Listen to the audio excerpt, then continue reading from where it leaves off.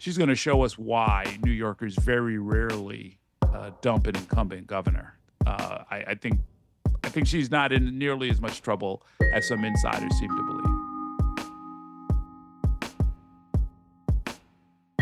Hi there, it's WAMC News Director Ian Pickus, and on this episode of the WAMC News Podcast, we look back on John Lindsay's time as mayor and forward to a very busy political year in New York. As we get ready for another legislative session in Albany and an unusual mayoral election in New York City in 2025, longtime political reporter and observer Errol Louis is taking a deep dive into another troubled era. I'm John Lindsay. I was born in New York City and I've lived here all my life. And I'm running for mayor because I know that our city is in a crisis. In a three-part podcast series, the host of You Decide explores the highs and lows of Lindsay's time in office. Louis is Spectrum News New York One's political anchor and hosts Inside City Hall. Errol, welcome back. Always great to be with you, Ian. So what got you interested in looking at the time in office of John Lindsay?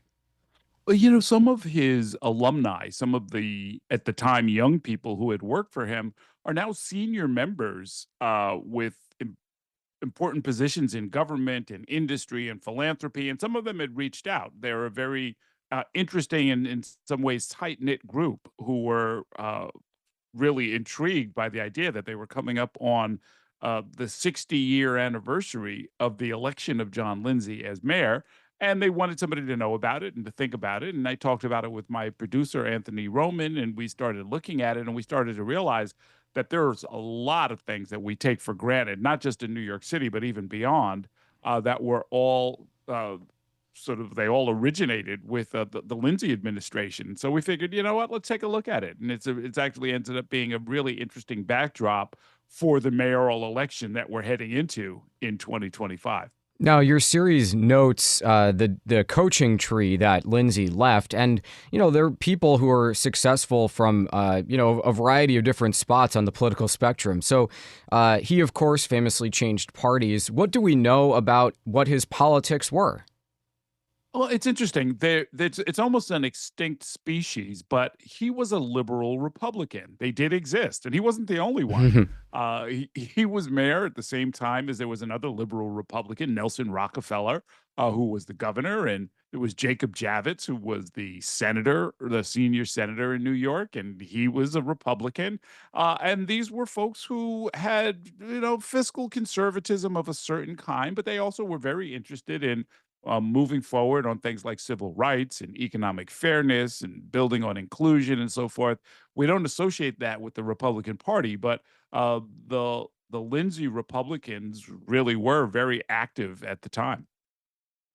Now, he confronted a number of crises as mayor, including on his first day. Can you take us through some of them? Oh, sure. Right. There's a 12-day transit strike. It shuts down all city trains and buses on Lindsay's very first day as mayor. In fact, he doesn't get to some of his inaugural festivities because he can't get there. There's a transit strike that has shut down the city. There was the teachers' strike in Ocean Hill, Brownsville. It closed 57 schools. There was a 9-day sanitation strike that left 100,000 tons of uncollected trash on the streets of New York City. There's something called the Hard Hat Riot that some of your listeners may know about, where construction workers clashed with anti-war protesters and they almost took over City Hall, on and on and on. The Stonewall riots that are seen as a turning point and an important historical moment that launched the modern gay LGBT rights movement. Well, they were battling with Lindsay's cops. All of that was happening in New York City at more or less the same time. When I was listening to this, I was thinking about the fact that a lot of political legacies are defined by kind of what happens in the era. And sometimes it's because of a policy that's pursued by an elected official, but other times it's just circumstance and how they react to it. A famous example would be Rudy Giuliani in 9/11, and we know how things have turned out with him. But for a time, his approach to that day really helped cement his legacy. So when I was thinking about this turbulent time in American history, how much of that was, just coincidence with Lindsay's term versus an agenda that he was pursuing? Well, it's an interesting question you raise. I mean, why is he the man for the moment? And did he rise to the occasion? And how much of it is, luck, and how much of it is circumstance? Well, look, this was a very turbulent time, as you say. Martin Luther King is assassinated in 1968, and so is Robert F. Kennedy, who is the junior senator from New York State. I mean, this is not something you can overlook, right? It didn't just spark riots and heartbreak and turbulence all over the country, but again, this is our own senator, and so yeah, Lindsay is right in the thick of it, and never shied away from any of it, and so we took a look at a couple of different things. We looked at how he handled things like those assassinations, where he walked the streets and prevented New York from going down the road of so many other cities and having riots. But we also looked at some of his achievements, things that he sort of did proactively that we take for granted, like the 911 system, the emergency response system that almost every major city has now. Well, the first one was in New York City. It was one of the things that he promised on the campaign trail. It was one of the things he delivered. The fact that we have air conditioning on subway cars, that was something that, another kind of Lindsay innovation, and on and on and on. He did quite a lot. And inside the guts of government, he did some reorganizations that, again, we take for granted now, but he really made quite a mark. And so, between the things that happened to the city and the country and the world that he had to respond to, and the things that he proactively did, it really was just a fascinating time in city government. No, it raises the question, and you mentioned earlier that the type of Republican he was is basically gone. But do we think that a Republican could be elected mayor of New York City again? Oh, sure. I mean, look, we're not quite past the era when there were 20 consecutive years of Republican mayors, right? I mean, Rudy Giuliani had 2 terms, and he was followed by Mike Bloomberg, who had 3. Far from out of the question. The issue tends to be whether or not the Republican Party is going to field a decent candidate and really try and compete in a serious way. And there are a lot of reasons why they put that off. I mean, look, frankly, a lot of their talent has gone to Washington. A lot of them are, heading for the Trump administration even now. A lot of the potential candidates. There's also this kind of split between what the National Republican Party stands for and has found electoral success with, and what sells in New York City. There's a very particular kind. I mean, like to give you an example, the 2 Republican mayors I'm talking to you about, the Rudy Giuliani administration followed by the Bloomberg administration, they were both in favor of gay marriage. That's not part of the National Republican apparatus or platform or whatever you want to call it. So you get a very different set of political problems here if you're going to run it under the Republican label, and that has really hurt a lot of candidates in the post-Bloomberg era. So this is our first time talking since the election of November, and as you say, Republicans really did make some inroads, especially in key pockets of New York City and the downstate suburbs. So what's your read on all of that? I mean, was this just sort of dissatisfaction with the Democratic side, or is the Trump wing of the Republican Party more popular than we may have thought in New York? They're more popular than we may have thought, or to put it another way, if Democrats don't get their act together, voters will start to drift away. Voters who normally would vote Democratic or even are registered as Democrats, will start looking elsewhere. That's just a given. That's basic to politics. I think some of the Republican gains in New York, and in particular in New York City, are probably overstated. I mean, if you're uh, you know, if you lose by 3-1 instead of 5-1, yes, I guess you've made some progress, but you still lost. I mean, that's there's no particular danger. I mean, look, all of the statewide positions in New York are held by Democrats, and nobody thinks that's going to change anytime soon. All of the citywide positions in New York City are held by Democrats, and nobody thinks that's going to change anytime soon. There's not just a majority, but a supermajority of progressive Democrats in the New York City Council, and nobody thinks that's going to change anytime soon. So, oh look, there's lots of possibilities if the Republican Party really plays their cards right, if they decide that they want to build on these inroads, these possibilities that the November election suggests are out there. They can do something, but I think they're going to have to do some planning around it and maybe have like a, I don't know, a 2 to 3 cycle plan, a 5 to 10 year plan to try and make some inroads in New York City. So at this stage, it's fair to say at this point, you're not a Mike Lawler believer yet.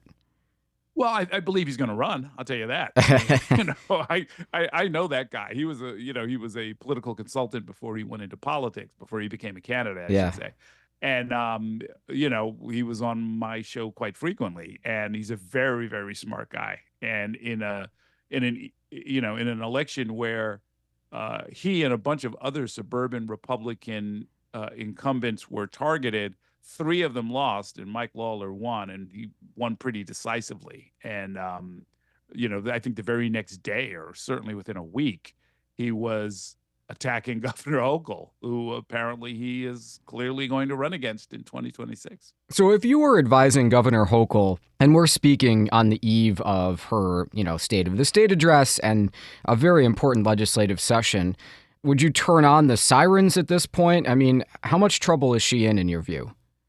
I don't think she's in as much trouble as a lot of other insiders. I'm not a prognosticator, but when I hear some insiders talk about her as, just on her last legs and might not be able to win a Democratic primary and so forth, I remind them, it's like, look, she's been in something like 15 elections, and I think at the local level, very local level, from her town in Western New York to the Erie County clerk to Congress to lieutenant governor and now governor. She's won state, local, and federal races. I think she's lost one.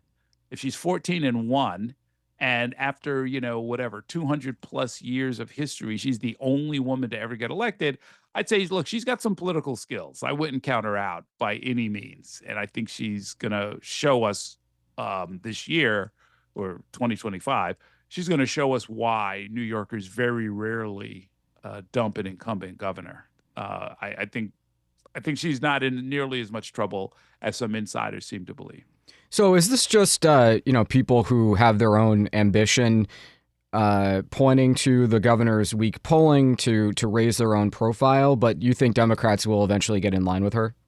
Well, no, I think there are some ambitious people out there, including her own lieutenant governor, by the way, Antonio Delgado, Right. and Richie Torres, and some other people who have been kind of going after her. Andrew Cuomo is, of course, waiting in the wings, clearly wants his old job back. I think they look at her polling numbers, where they're not spectacular. There's a crankiness in the electorate, and when incumbents encounter crankiness, they often will get voted out just because people feel like there needs to be a change. So there's some reason to sort of look at her and say, okay, well, there's some people who want to maybe test her a little bit. I think that she's going to meet the test. I mean, that's all. What about the race for New York City mayor? Eric Adams is kind of one of a kind, and he's been playing nice with President-elect Trump because he has his own legal troubles, of course, and there are a lot of other candidates who are going to run for mayor where there's now ranked choice voting. So as we prepare to really get into this race full time, how does the field look to you? Well, the field itself is probably the best thing that Eric Adams has going for him. There's a stature gap here. These are not the candidates who have declared so far and are lining up. It includes some people who have never run outside of a very small district, like a state Senate district. Therefore, their name recognition is not all that high. It includes some people who have never run for office before. And it includes some people who are on the progressive side of things, which is not necessarily in favor in New York these days, at least as far as, a commanding majority of the citywide vote. So Eric Adams has all of the advantages, or many of the advantages that incumbents normally have. He definitely has some legal problems, and frankly, he was polling down around in the low 20% range before he got arrested and indicted. So he's got huge political problems. But again, the best thing he has going for him is that he's running against people who are not nearly as well known, who haven't yet raised the money. Some of them seem to be doing pretty well with their fundraising, according to the first filing. And then some of them have their own, sort of political issues. Scott Stringer, who's one of the candidates running, was a candidate 4 years ago, and he dropped out when there were a lot of allegations about past misconduct. And he's been tangled up in court with a woman who accused him of sexual misconduct. This is a very difficult way to start off a campaign. And so he's got problems. There are others who are, like I said, lesser known. We're at the start of what is going to be a 26-week sprint to June 24th. That's when the primary is being held. And nobody looks particularly strong, including the incumbent mayor. Let me wrap up by putting a question to you that I've been asking a lot of people since Election Day. Chuck Schumer waited his whole life to become majority leader of the Senate, and that's ending. Hakeem Jeffries will not be the House Speaker. Does New York lose anything in terms of clout in the new reality in Washington with unified Republican control and the return of Trump?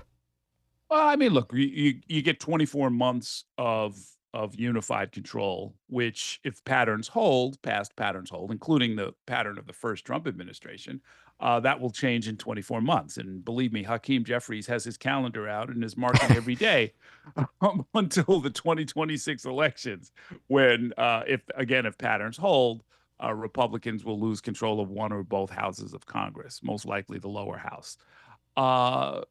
I don't know if New Yorkers lose anything in particular. In fact, there's an argument that we might gain something, because the state and local tax deduction that so many suburban communities have felt the sting of, if I remember correctly, I believe Donald Trump said he was going to let it lapse. That's And true. it is scheduled to sunset this year, and so that's pretty good. There's a possibility that, given the agencies, things like, we have our former congressman who's going to be in the administration, Lee Zeldin. New York might get some regard and respect, and then I guess, finally, and this is speculation, but Donald Trump himself could use a pardon. I mean, he has been convicted in a New York court, and the only person who can give him a pardon, he can't pardon himself, would be the governor of New York, Kathy Hochul. So there's some possibilities there. I tend to be an optimist, and I could be proven wrong. We may be talking and having a very different conversation a year from now. But I don't know if New York is going to get targeted, and I don't know if New York is going to be particularly harmed. The immigration question, of course, is going to be where a lot of that gets hashed out. But there too, I don't think New York is necessarily going to get hurt all that badly.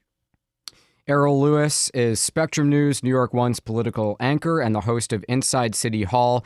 And we've been speaking about his deep dive into the mayoralty of the former New York City Republican Mayor John Lindsay, which is covered on his podcast. Errol, it's always a pleasure to catch up with you, and let's talk a lot sooner than a year from now, okay? Absolutely, and Happy New Year to you, Ian. Okay, that does it for this episode of the WAMC News Podcast. Thanks so much for listening. Until next time, I'm Ian Pickus.